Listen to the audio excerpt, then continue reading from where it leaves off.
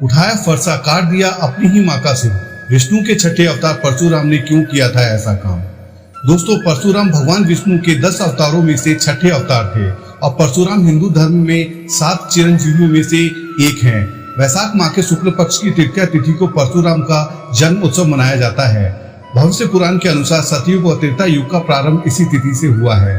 परशुराम जयंती होने के कारण इस तिथि में भगवान परशुराम के आविर्भाव की कथा भी सुनी जाती है। इस दिन परशुराम जी की पूजा करके उन्हें अर्घ्य देने का बहुत बड़ा महत्व माना गया है।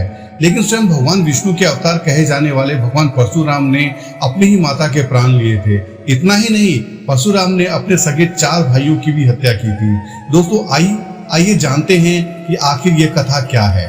धार्मिक पुराणों के अनुसार परशुराम का जन्म महर्षि जमद अग्नि और माता रेणुका के यहाँ हुआ था। ऋषि जमद अग्नि के 5 पुत्र थे, जिनका नाम था भूमनवान, सुषेण, वसु, विश्वास वसु और परशुराम। परशुराम सबसे छोटे थे। उनका असली नाम राम ही था, लेकिन जब भगवान शिव ने अपना परशु नामक अस्त्र दिया था, तब से उन्हें परशुराम कहा जाने लगा। माना जाता है कि चिरंजीवी परशुराम जी को अस्त्र शस्त्रों का संपूर्ण ज्ञान था। उन्होंने भीष्म पितामह, द्रोणाचार्य और कर्ण जैसे शिष्य को शिक्षित किया था। श्रीमद् भागवत के एक दृष्टांत के अनुसार परशुराम वह पुत्र थे जिन्होंने अपनी ही माँ का सिर काट दिया था। आश्चर्य की बात यह है कि परशुराम माता पिता के परम भक्त भी थे। तो क्यों की परशुराम ने अपनी माँ की हत्या?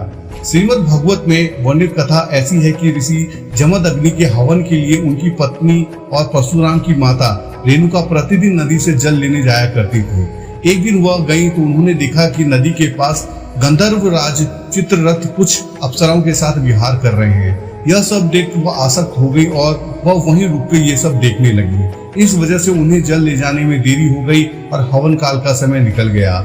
इस पर महर्षि क्रोधित हो गए। उन्होंने जब माता रेणुका से देरी का कारण पूछा तो उन्होंने सही बात नहीं बताई, लेकिन ऋषि जमद अग्नि के पास दिव्य दृष्टि थी और उन्हें असली बात पता थी। पत्नी रेणुका के इस झूठ से वह बहुत क्रोधित हो गए। उन्होंने कहा कि पराय पुरुष के विहार को देख तुमने पतिव्रता नारी की मर्यादा को भंग किया है। तुम्हें इस अपराध के लिए मृत्यु दंड देता हूँ। क्रोधित महर्षि ने अपने सबसे बड़े पुत्र रूपनवान को बुलाया और अपनी माँ को दंड स्वरूप वध करने को कहा। यह सुनते ही वह कांप गया कि जिस माँ ने जन्म दिया उसकी हत्या मैं कैसे कर सकता हूँ। बड़े पुत्र के मना करने पर ऋषि ने अपने सभी पुत्रों को बारी बारी से बुलाया और यही करने को कहा। सभी पुत्रों ने मना कर दिया, लेकिन परशुराम ने पिता की आज्ञा का पालन किया। उन्होंने पिता की आज्ञा का पालन करते हुए अपनी माता और अपने 4 भाइयों का वध कर दिया।